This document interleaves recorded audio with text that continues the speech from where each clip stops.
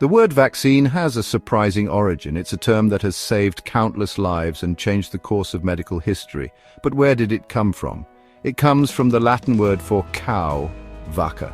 This connection to cows is not just a linguistic curiosity, it's deeply rooted in the history of medicine.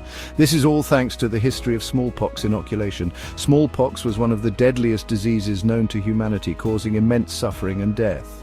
Smallpox was a deadly disease that killed millions of people. It spread rapidly and left survivors with severe scars and sometimes blindness. People were desperate for a way to protect themselves. They tried various methods, but nothing seemed to work effectively. An English doctor named Edward Jenner noticed something interesting. He observed that milkmaids who contracted cowpox, a much milder disease, rarely got smallpox. Milkmaids who got cowpox, a milder disease, seemed to be protected from smallpox. This observation was groundbreaking and led Jenner to conduct experiments. Jenner's observation led to the world's first vaccine, a way to prevent smallpox and save countless lives. His work laid the foundation for modern immunology and the development of vaccines for many other diseases. Long before Jenner, people tried to prevent smallpox with a method called variolation. Variolation involved exposing a healthy person to a small amount of material from a smallpox sore. This was risky. Sometimes, instead of preventing smallpox, variolation actually caused a full-blown infection. While it wasn't perfect, variolation showed that people were looking for ways to prevent disease. It paved the way for Jenner's safer, more effective vaccine. Edward Jenner, an English physician, believed that exposure to cowpox could protect against the deadly smallpox. This idea was revolutionary at a time when smallpox was a feared and often fatal disease. To test his theory, Jenner decided to conduct a bold experiment that would change the course of medical history forever.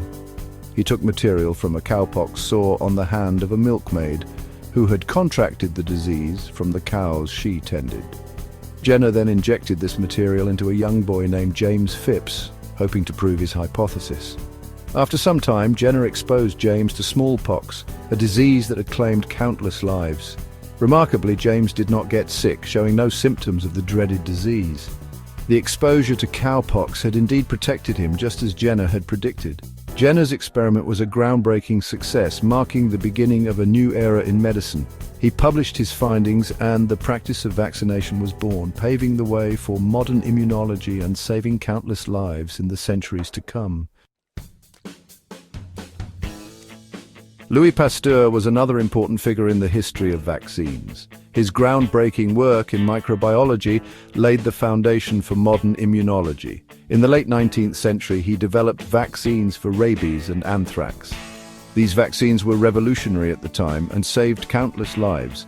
Pasteur's work showed that vaccines could be created for other diseases, not just smallpox. His research opened the door for future scientists to explore and develop vaccines for a variety of illnesses. Today, thanks to scientific advancements, we have vaccines for many deadly diseases. Laboratories around the world are constantly working to improve and create new vaccines. Modern vaccines use various technologies, including mRNA technology, to protect us from diseases like measles, polio, and COVID-19. This technology has revolutionized the speed and efficiency with which vaccines can be developed. Vaccines are one of the greatest public health achievements, saving millions of lives every year. They are a testament to human ingenuity and the relentless pursuit of scientific progress.